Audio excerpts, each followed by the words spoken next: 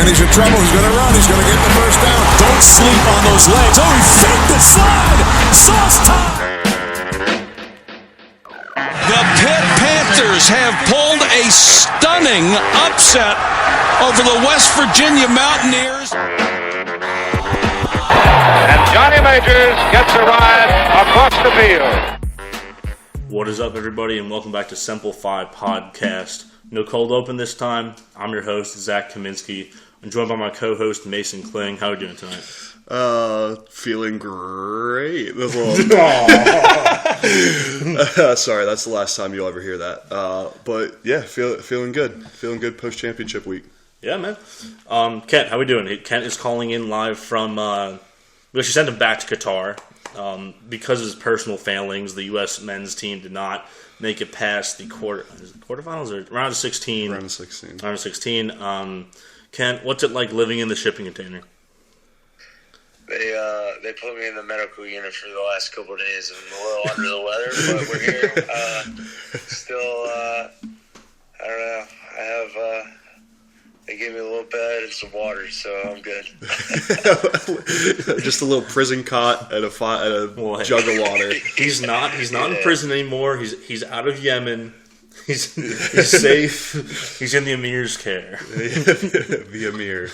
I'm actually right next to all the Budweiser that they weren't allowed to sell at the World Cup. We're just gonna they're gonna open up the door in 3 days. So there's gonna be 3,000 Budweiser cans laying around and Kent in the middle of them. That's his medicine, man. I mean, you cannot deny someone their natural medicine, their home remedies, and Bud heavy. Bud holistic. All right, so we've got some big Pitt news to cover coming up, but we first want to recap Conference Championship Week because we kind of want to brag. We went we did pretty well in our picks. Me and Mason both went 7-3. Kent went 6-4. We'll start with the CUSA game. UTSA rolled over North Texas. There's not really a lot to say here. We're going to skip right over to the Pac-12 title game. Utah beat the shit out of USC. Yeah. And Mason, I'll let you have the floor on this one because you picked this game right. Yeah, I was kind of hesitant. I thought as soon as I picked Utah on the show, I was like, man, this is going to be a bad look. USC is going to blow them out. But then we got the Cam Rising game, and Caleb Williams being hurt kind of played into that. But it was a very one-sided game. One to the side that I don't think a lot of people thought that it was going to be. Mm-hmm. But yeah, feels good to, bump the Pac-12 out. Utah, just for what they're worth, they always take these dumb losses earlier in the year. They shouldn't have lost to Florida, realistically. They could have beaten Oregon. They could have been a playoff team in their own right. But, this felt reminiscent of the Michigan-Ohio State game just 2 weeks ago where it was close back and forth for the first half, and Utah just laid the lumber on them. Now, Caleb Williams' injury was the deciding factor in this game. Once he got, I don't know if it was leg or his hip, something got messed up, and he was just not the same player. Well, you would have thought he got shot the way he was limping. I think the biggest thing is once he got hurt, they were able to sack him. He wasn't able to run away. He wasn't able to do any of his dance around. Yeah, he couldn't do his whole thing. Yeah. So that knocks the Pac-12 out of the playoffs. Ohio State's now the 4 seed. Let's move on to the 3 seed, even though in a loss. So TCU loses to Kansas State to open up Saturday in overtime. This is a great game, just back and forth. I thought this would be a little higher scoring, but I think I was right in my assessment that Kansas State was playing their best football the last couple of weeks. Their quarterback, I believe his name is Will Howard. I always forget, but he's been really good for them ever since Adrian Martinez went down, and TCU survives. They're still in the playoff as the 3 seed, and I think that makes sense, right? An overtime loss where, just like last year, they were stopped on the 1-inch line from scoring at the end of that game. Yeah, when it's a game that close, top 10 team. Yeah, committee made the right decision here. So it was one of those that you saw the emotions running high at the end of the game. Absolutely, but I'm glad they still made it in at the end of the day there. Yeah, 100%. Yeah, I was happy to see them stay at 3, but I mean, ultimately, I don't think anything else would have even made sense. It was their first loss, and like you guys said, top 10 team, last second finish. So, nobody deserved to jump them, and I'm glad they stayed at 3. And I think the committee probably got it right. Yeah. So. Also, big shout out to Kansas State for probably playing their way into a New Year's Six, and then they'll get their ass beat by Bama here. Oh, I don't think so. I think they got something for Bama, man. I'd love to see that. That team I would love to see that. Feels checked out. Feels like it's extreme. Obviously, they're extremely gettable. They got 2 losses, and like Bama team doesn't feel the same. They weren't even really a thought in these playoff conversations. They were more of like a forced talking point, right? For like the WWE style like storyline stuff. But is Bama finished next on Undisputed? Like, who's coming in after Bryce Young? I could talk about that. We're not going to right now. We have more games to talk about. Mac, Toledo beats Ohio. Ohio is without their starting quarterback. That was for the game here, low-scoring game. But congratulations to Toledo for winning the MAC.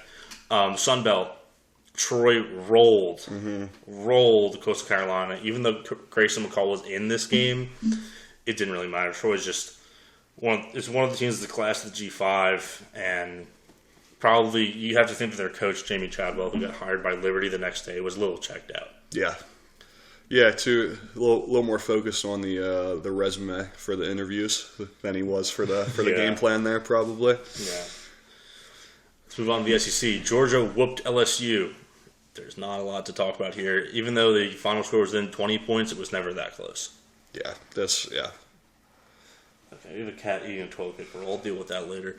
AAC, Tulane beats the hell out of UCF. They get revenge for their earlier loss to that team. They clinched the Group of 5 New Year's Six Bowl, and honestly, well earned. I thought this game would be a little bit closer, but Tulane really beat them. So, hey, man, great season for Tulane. This is their first conference championship in this century. Yeah, and they deserved it too. They've been the best team in that conference, kind of all year. I know they were kind of they beat themselves up a little bit.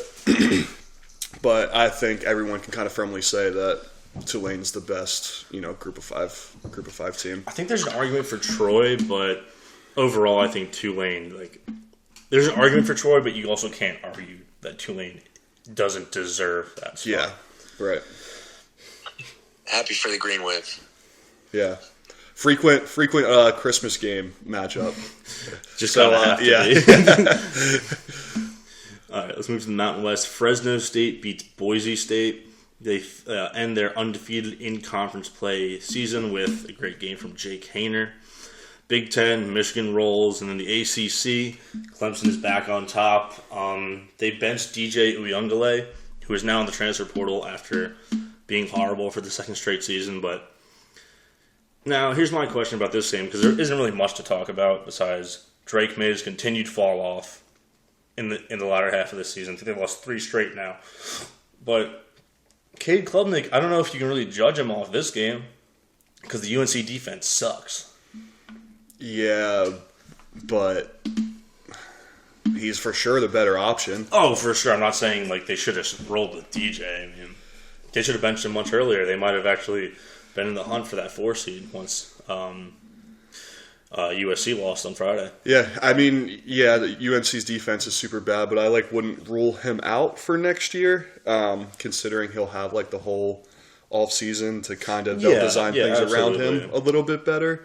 It could look a little bit different than them having a game plan around DJ and be like, "Oh, Cade, get in there," kind of thing. So it could, I don't know, it could be a little bit different, but yeah, you're right. It was he looked pretty solid, and it was enough for DJ to get out of town. Yeah, I mean, the day later he was like, "Yeah, I'm out." I've heard that they're trying to make him and his brother, who's a 5-star DN, a package deal. If you get DJ, you get his brother. Wow. Yeah. Smart. Yeah. A lot of Pac-12 schools are rumored because they're California guys. Yeah, they'll play. They'll fit in somewhere. Yeah.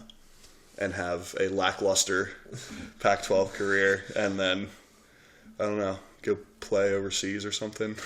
It's not the NBA. You can't really play overseas. Play up north in Canada. Yeah, overseas. We'll go over the Great Lakes. Yeah. Kent, you got anything else on championship weekend? I mean, I don't know, it's sort of chalk, but besides, Pac-12, Big 12. No, I mean, shout out to the Ithaca Bombers. They lost this weekend. That's the only other game of note that I was paying attention to this weekend. Coach Mike Turper, former Pitt Panther. Yeah, he had a great season his first year as their head coach. So congrats to the Bombers on a great year. They're calling us the world's #1 Ithaca Pitt podcast. There aren't many like us, and that's why we're #1. Find your niche and stick to it. Ithaca. Now we've been talking about it. I think they got the playoff Final Four right. Would you guys disagree with that? No, it's 100% the right teams in there. I think in the complete right order as well. Mm-hmm. Now, we'll preview these games more in depth as they come closer. Gut reaction: who's moving on to the national championship in January? It's gonna be Georgia, Michigan. Georgia, Michigan. Yeah. I agree.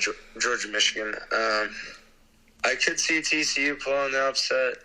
I don't. I mean, I could see it either way. I guess too. I could see Ohio State just coming to play, but I mean, I think Georgia's too good. But so yeah, Georgia, Michigan most likely, but I could see one upset maybe. I think I agree with you that I think it's going to be Georgia and Michigan. I think if either of the two underdog teams are going to advance, it would have to be like a game state win where they get up early. If they're playing even or behind, I think they're just out based on the defenses of the two favorites. Yeah, and their ability to just kind of they'll milk the clock, they'll control the game. So it has to be some chaos for sure. Yeah, I don't hate that take. Mm-hmm. All right, pretty much nothing else on championship weekend. Looking forward to bowl season. Move on to Pitt news. Yeah. I mean, hell, where do we start with this? Kedon Slovis. Let's start with Kedon Slovis. The good stuff. Kedon Slovis is officially is officially in the transfer portal. He has announced his intent to transfer the other day. Yeah. Hell yeah, man. He's gone. Yeah. Yeah, it was, I don't know, probably not all that surprising. Based off like the fan reactions, and you saw like even some of the players getting active on Twitter with that kind of stuff. I'll pull that up now, but yeah, there was not a great reaction from the players as far as. Yeah, so it seems like this is kind of a long time coming. Even though he was a captain, like I guess as the season kind of went along, they realized he just wasn't the guy. It's funny because he definitely had the support of the coaching staff, right? But I've been trying to like say this to other people that I talk to is, can you name a time in the season where you had players from the team sticking up for Slovis? Because I can't remember one.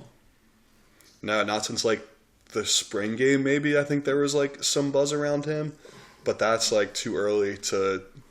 That's when you haven't played anybody yet. There's no adversity really. Yeah. Like you're just.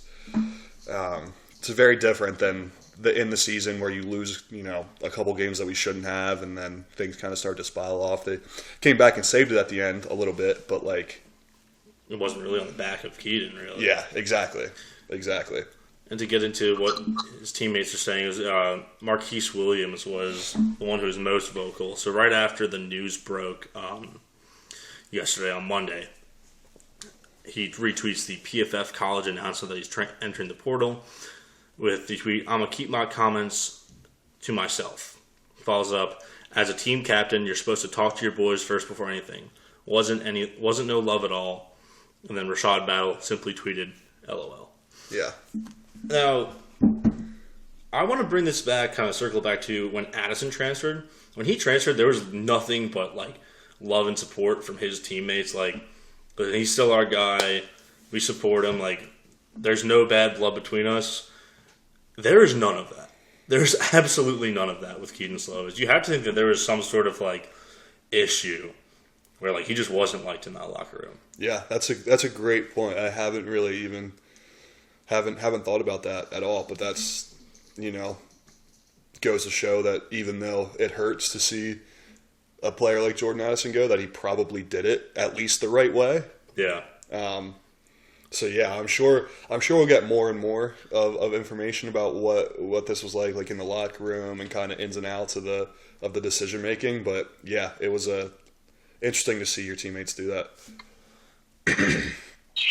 Yeah, really didn't seem like he had a lot of teammate support in this. And then, I don't want to get ahead on probably your next point, but yeah, Gavin didn't have anything to say until the next thing happened. So let's get into the next thing. It's announced that Kedon Slovis, his immediate replacement for next season, is going to be Phil Jurkovec, the former quarterback of Boston College. He was the quarterback under Frank Signetti in 2020 and 2021, where he was the OC at Boston College. Phil's best year was in 2020. He's been hurt the last 2 seasons, so I've got a lot to say about this. I don't know if you guys want to open up or anything. Because I'm going to be negative. So, all right. Go ahead and be negative. All right. I'll be positive. Yeah. Okay, I think I can spin it as well. Okay, cool. I hate this.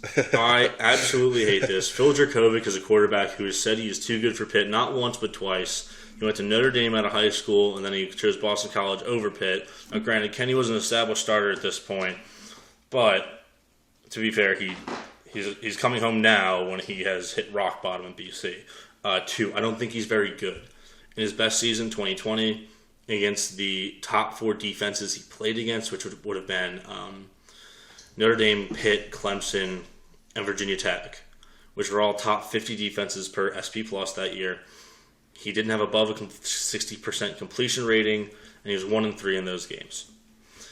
And third, his injury history is extremely concerning. Like, when he was coming out of high school, he was a prospect that his legs were his strong suit. He was a mobile quarterback. He didn't really have the best arm, and now that he's been hurt a bunch of times, it doesn't really factor in well to the game. I mean, maybe, like, on the bright side, you say, like, okay, maybe he's healthy. He can do these, like, all year when Kedon is faking pulling the ball to run around the edge on, like, these, like, fake zone read plays. Like, maybe they incorporate that in. But at the same time, like I don't really get it from a scheme standpoint or, like, just his production. I don't think he's ever thrown for more than 17 touchdown passes in a year. I know sacks are included, and I'll have to do the math on this later, but he hasn't averaged more than 3 yards per run in his career. And I'm just not high on this. I think it's sort of, you're trying to make a last second decision. I don't know. I would have rather them just tried to maybe spin the tires on Yarnell, give Patty a year for his Lifetime Achievement Award. The team is going to be going under a transition next year anyway. I don't know if they're a quarterback away. And I don't think that Phil Jurkovec is a quarterback away quarterback. All very fair concerns, I think. I mean, yeah, it's love to see a Pitt guy coming back, but yeah, like you said, kind of passed on us twice, and has been really banged up. But Kent, do you want to go positive first, and I'll follow you? Yeah, I mean, sure. I think, one positive thing, you mentioned it, he's definitely, he's better on his legs. He's a more mobile quarterback than, we had with Kedon. And I think, Kedon's lack of mobility cost us a few times, more than a few times this season. So I'm glad, in that regard that's, something that he brings to the table. I'm not sure how much of an upgrade he is, or if he even isn't an upgrade overall. But I'm glad that we at least found someone in the portal, and I'm glad that it's he's familiar with our OC.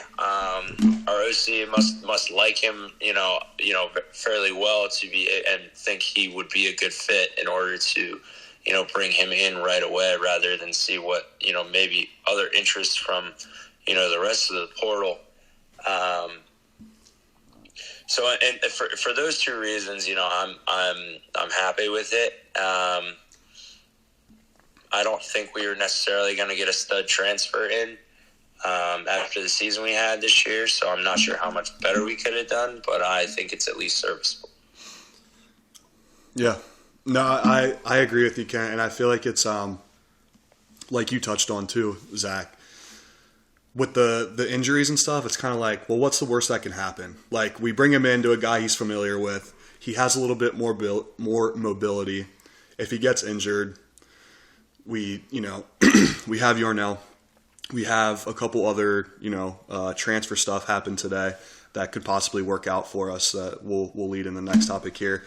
But it's kind of like, I don't know. They had some minor success. And it's a lot easier to root for that guy than I think it was for Slovis. Yeah. A guy that's like homecoming, like wants to win for the city. He's from.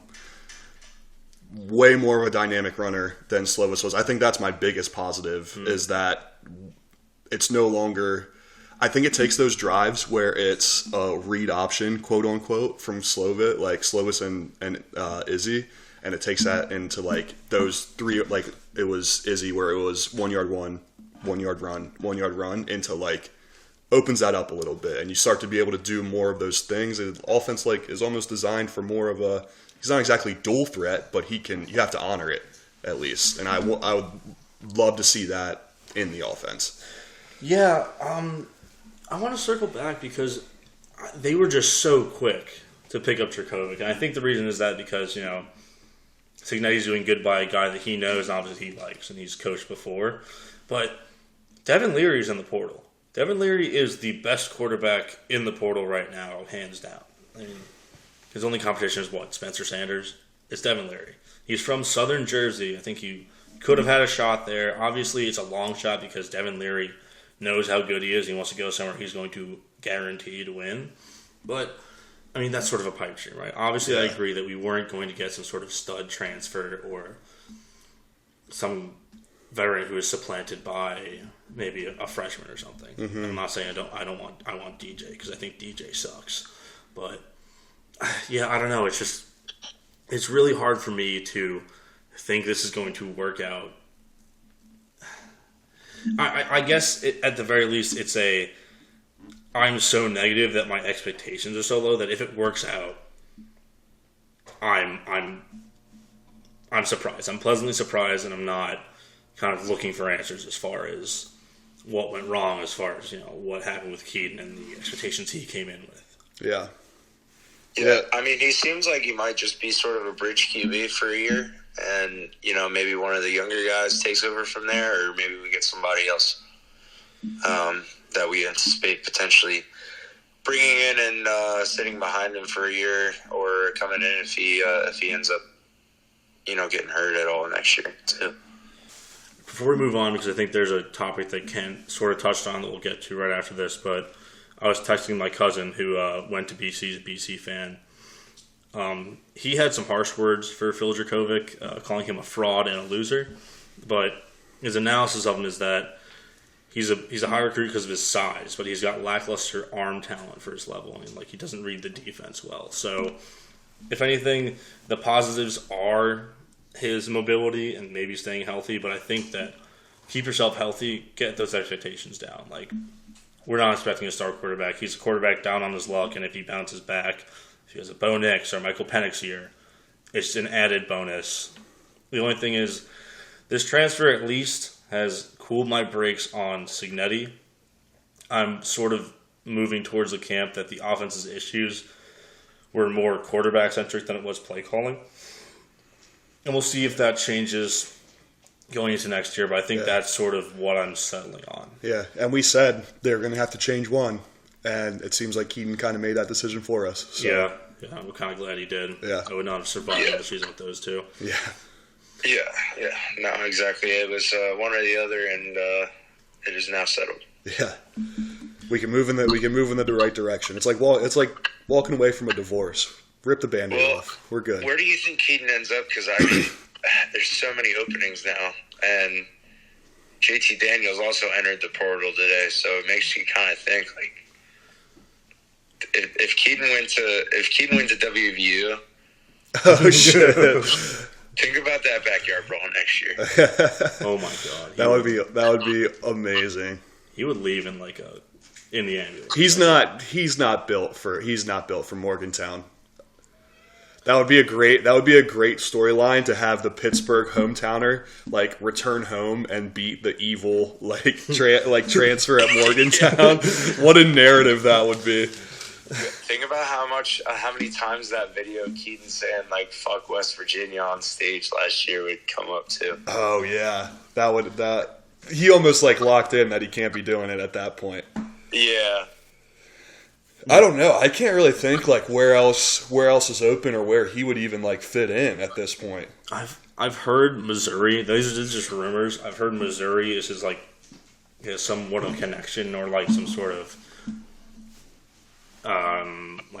handshake agreement to go there. Isn't one of his old coordinators or something at Georgia Southern? I could see His him old going head coach is at Georgia Southern. Yeah. Yes, I could see him going to Group of 5 or something somewhere and just balling out because the talent level isn't good, and then try to get his stock back up that way. I think it's just become more and more apparent that his freshman year wide receiver group was the reason he looked good. It was what? Yeah. It was Amon-Ra St. Brown, Drake London. Who's the other guy I'm forgetting? Um, No, I can't remember him, but he Michael had Pittman. Who? Michael Pittman. Michael Pittman. There it is. Yeah. Three stud NFL guys. I mean, London's still young, but he's got the makings to be very, very good in the league. So He was just throwing jump balls too. Fuck it. That looked like Michael Pittman. He's down there somewhere. So let's move on a little bit. The rumor that Kent was sort of alluding to is that Penn State backup quarterback Christian Vayer.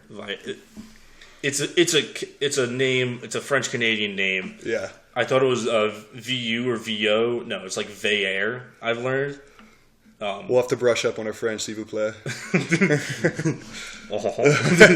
But he's rumored to be coming to Pitt to then presumably battle with Yarnell in the next season to take over post Jurkovec. Which, if you want to talk about a mobile quarterback, he's your guy. Yeah, I only saw the rumors of that today. Right, this is all rumors. This is a updating story. I would love it though. Mm-hmm. I would love it. One, just getting the guy from Penn State to kind of sweep the rug out from under them. But yeah, it seems like he, and that's kind of if that happens, that kind of even feeds more into my fuck it at this point. Bring your coach back for a year. See what we have there. See what he can do to bridge, and then we'll ride with one of these young guys who we've seen a lot decent potential from. Yarnell, he's not going to run the ball, but from the Penn State transfer, that's more promising. Right, absolutely. I mean, it's funny. It's that him and Yarnell kind of have the same background where they didn't have a senior year of high school football. They both played in one game in their college career.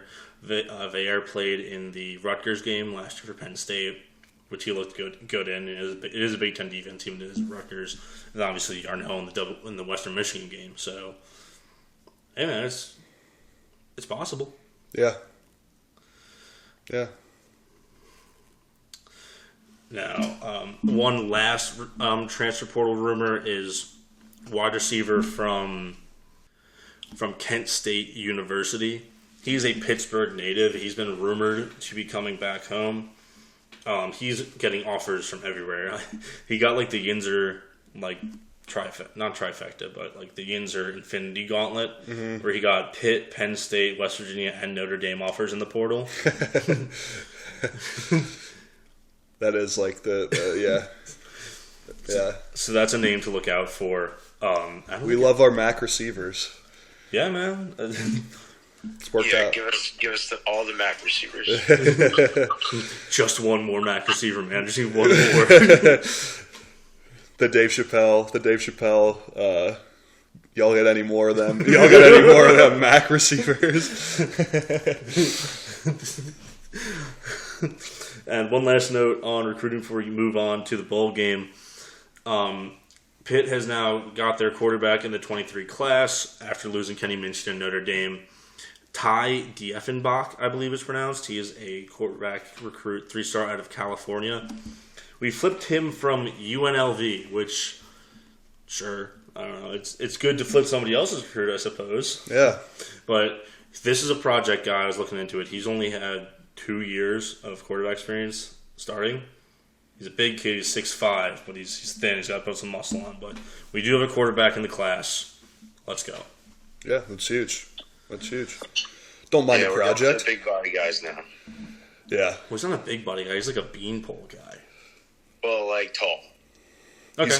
He's got good bones. We're going for the tall guys.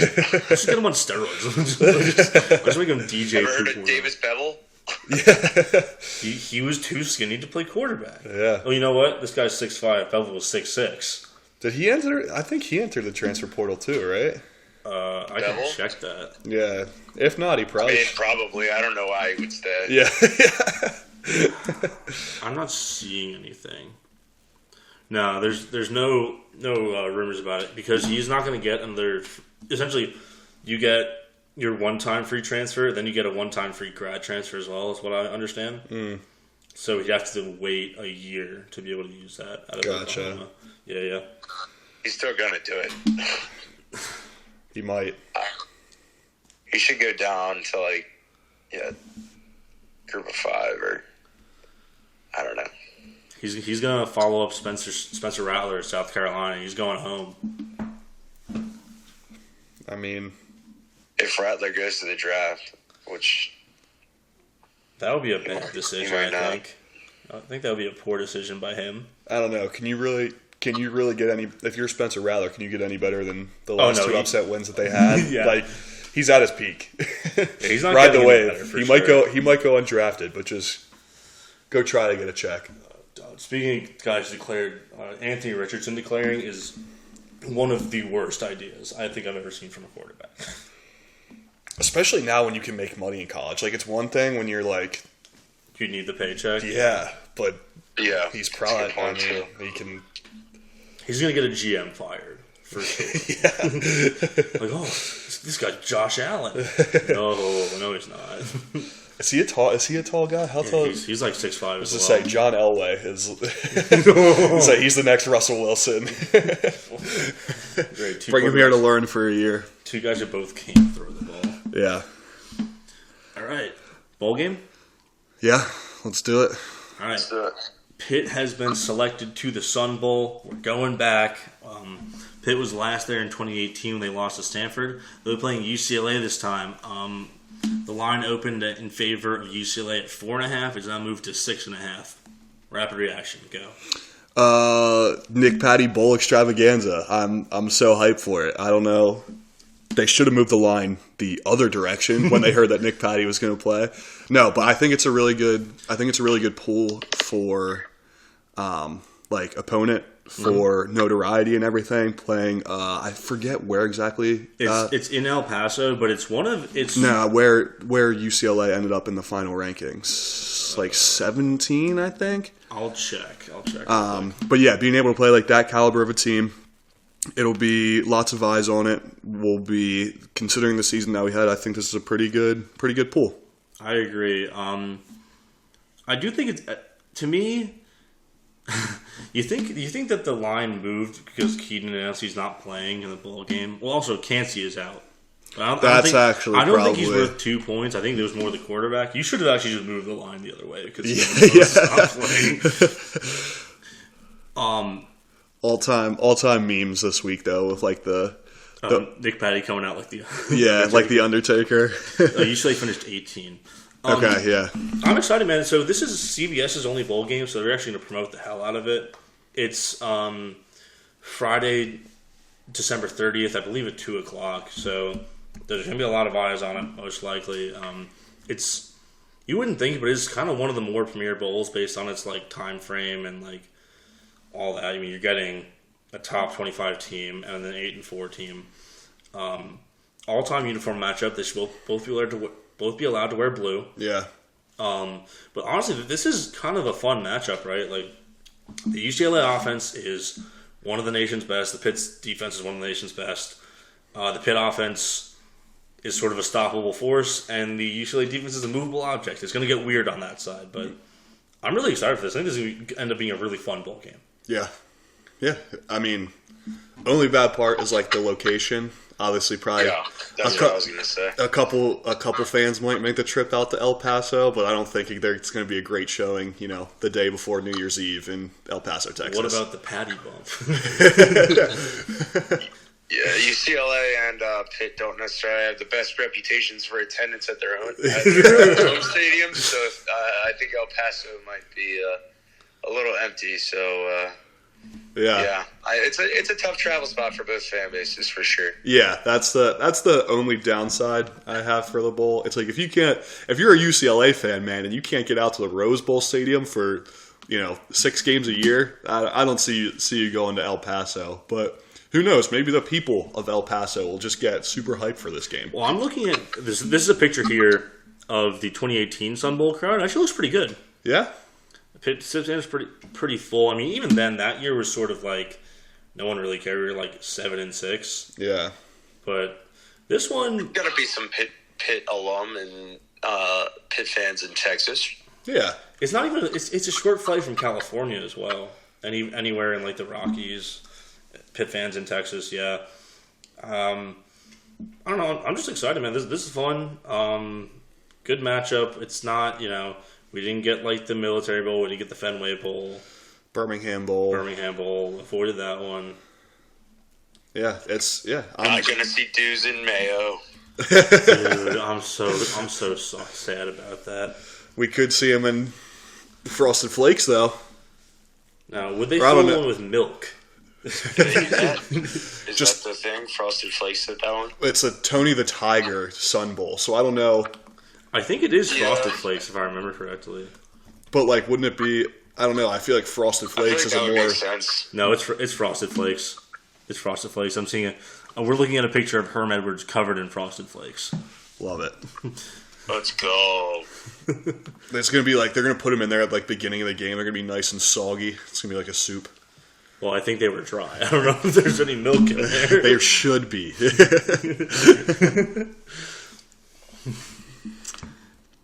Yeah, I don't know. I'm looking forward to it. It's a good bowl. Now, last question. I ran a Twitter poll. They tied. If you want to see Yarnell or Patty in the bowl game. Dude, it's got to be Patty. Lifetime Achievement Award. Yeah, he deserves it. It's like this game has Patty written all over it. Is he gonna get hurt again in the second drive? I hope not, man. Yeah. For his sake. I'm stoked to see him, for a few drives, and then we'll see. No, I hope he stays healthy too. I felt really bad for him last year. The Peach Bowl was a big moment. He looked really good till he got hurt. Big part of why we were in the Tennessee game too. I still think so. Like yeah. If Nick Patty doesn't, I'm actually just a very big Nick Patty fan. So I hope he stays healthy and has a great game. Yeah. Here's a butterfly effect moment. If Nick Patty stays healthy in the Peach Bowl, does Kedon Slovis ever come here? You can go back in time. What would change if you avoided that injury? Yeah. I don't know. Yeah. I would hope. I'm going to lose some sleep over that one. I was going to say, I'm sure Nick loses some sleep over that too. Oh yeah. Okay. I agree with you that Patty should play do right by your guy that's been here for. This is now his 5th year, I believe. But also, I'd like to see them play Yarnell a little bit, maybe second half if the game is lopsided one way or the other. Sure.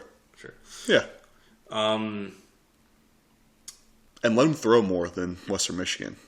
Oh, absolutely. Let him cut it loose a little bit. Got nothing to lose at this point. This is an exhibition game. Yeah. Win or lose, it's still you made it to bowl season. Yeah. See what he's really got. More than just, a couple pop passes or bombs to Jared Wayne down the sideline. Absolutely. Are there any bowls that stand out to you in particular besides Pitt's Bowl?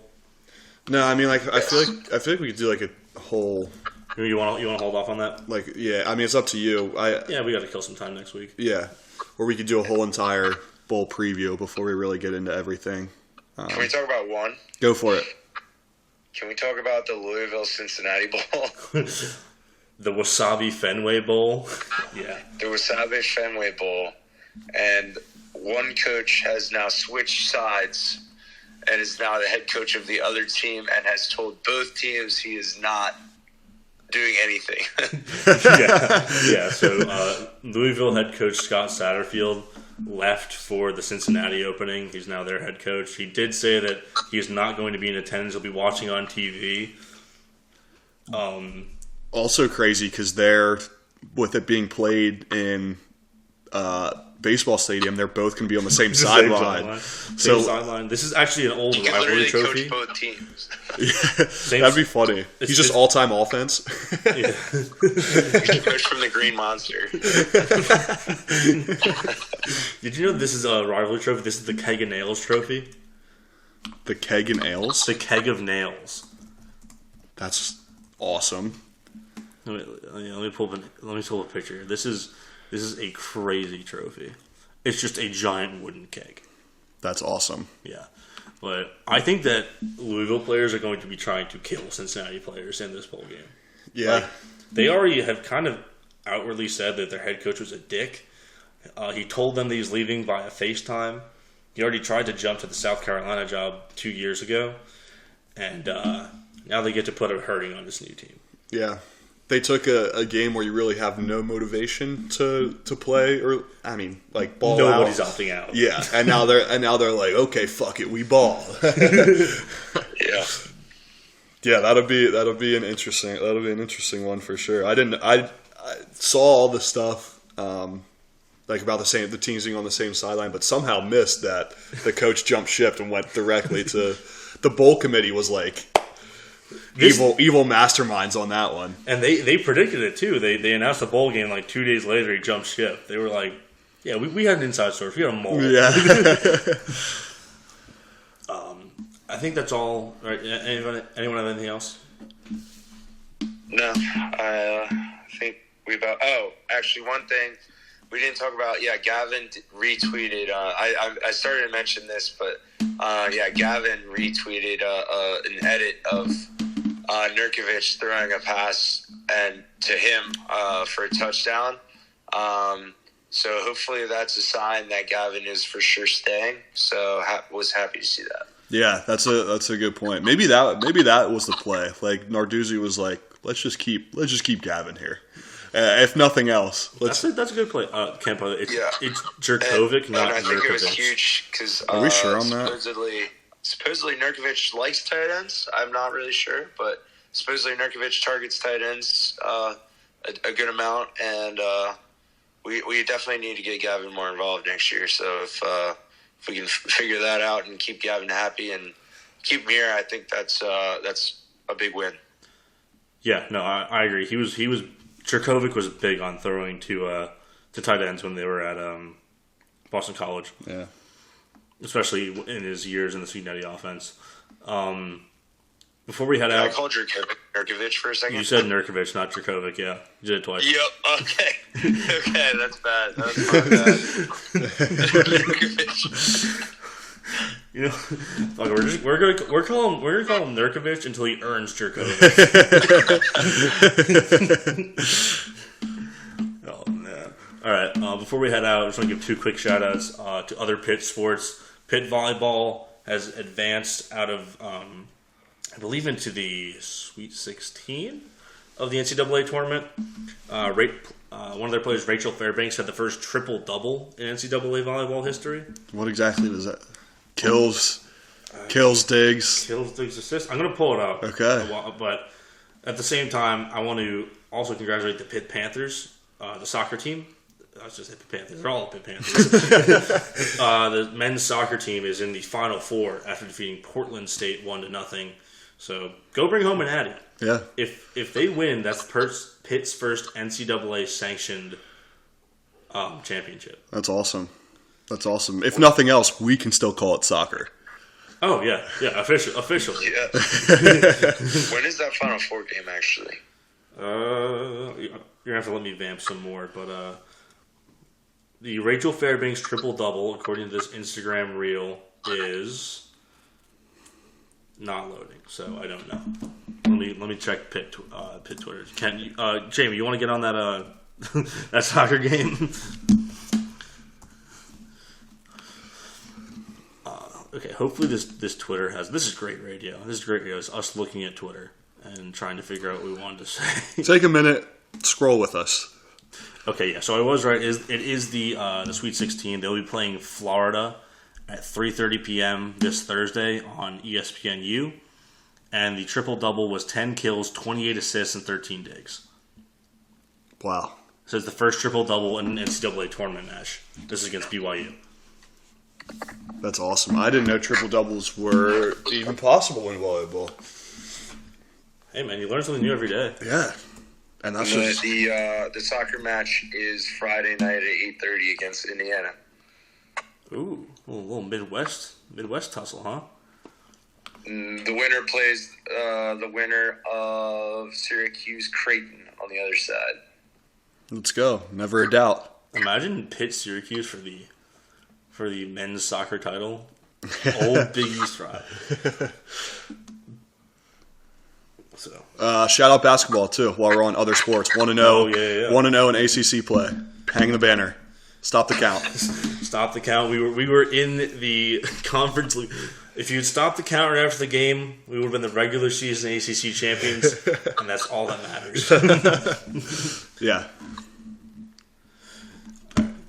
That all? Yeah, I think so. All right. Thanks for listening to Semple Fi Pod. If you enjoyed, make sure to follow our podcast Twitter and tell a friend, family member, classmate, fellow alum about the show. You can follow our Twitter at Semple Fi Pod. That is our show's only social media. Make sure to give the show a rating, 5 stars if you liked it. Make sure you're downloading our episodes to let us know that you're listening. I've been your host, Zach Kaminsky. I've been joined by my wonderful co-hosts, Mason and Kent. And with that, we're moving back to a once a week format. We won't be doing 2 episodes a week anymore now that the regular season is over. But yeah, with that, we'll see you next time with our bowl season preview. Hail to Pitt. Feeling great.